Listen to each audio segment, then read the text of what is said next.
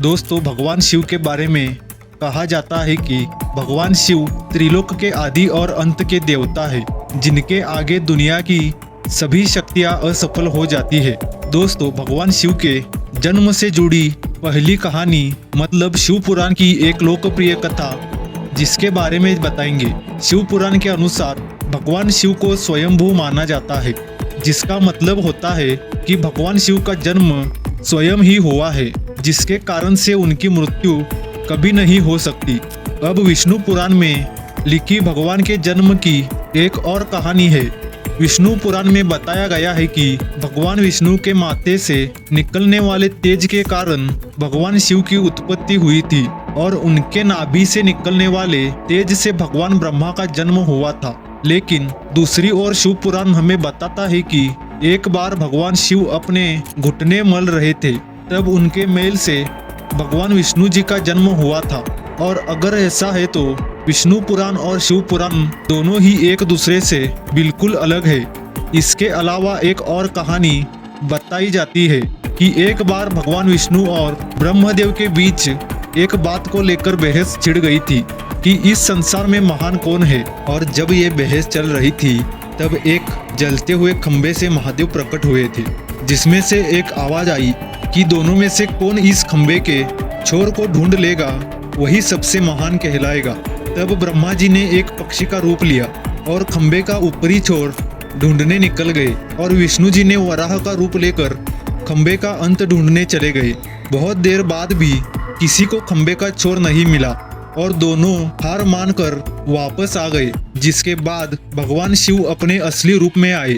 तब दोनों ने मान लिया कि महादेव ही सबसे महान और शक्तिशाली है। शिव पुराण में बताया गया है कि भगवान शिव ना ही जन्मे थे और ना ही उनका अंत हो सकता है। अब हम बात करेंगे एक ऐसे विषय के बारे में जो काफी ज्यादा प्रचलित है कि क्या भगवान ब्रह्मा भगवान शिव के पिता है। जी हाँ, इनकी ये कहानी लोगों के बीच काफी प्रसिद्ध है। तो आपको बता दें कि आखिर किस प्रकार भगवान शिव ने ब्रह्मपुत्र के रूप में जन्म लिया था। इसके पीछे विष्णु पुराण की एक पौराणिक कथा है। इसके अनुसार धरती, आकाश, पाताल या पूरा यूनिवर्स जलमनी यानी पानी में डूबा हुआ था। तब भगवान विष्णु के अलावा कोई भी देव या प्राणी इस संसार में नहीं था। तब केवल विष्णु अपने शेषनाग पर बैठे हुए नजर आ रहे थे। तब उनकी नाभि से कमल की डंडी के रूप में ब्रह्मा जी प्रकट हुए थे और उनके बीच बात चल रही थी। तभी इसके बीच में शिव जी प्रकट हुए, लेकिन ब्रह्मा जी ने उन्हें पहचानने से इनकार कर दिया। इसके कारण शिव जी रूठ गए और उनके रूठ जाने के कारण भगवान विष्णु ने उन्हें दिव्य दृष्टि प्रदान कर भगवान जी को शिव की याद दिलाई। जिसके बाद ब्रह्मा को अपनी गलती का एहसास हुआ और शिव जी से माफी मांगते हुए उन्होंने अपने पुत्र के रूप में जन्म लेने के लिए आशीर्वाद मांगा। और जब ब्रह्मा इस सृष्टि का निर्माण कर रहे थे तब उन्हें एक बच्चे की आवश्यकता थी। तो तब उन्हें शिव जी का आशीर्वाद याद आया।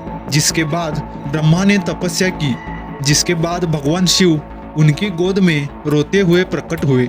ये भगवान शिव का एकमात्र बाल रूप है। जब ब्रह्मा ने शिव से पूछा कि तुम क्यों रो रहे हो, तब शिव जी ने कहा कि मेरा कोई नाम नहीं है। तब ब्रह्मा ने उन्हें रुद्र का नाम दिया था, लेकिन तब भी शिव जी रोते ही रहे।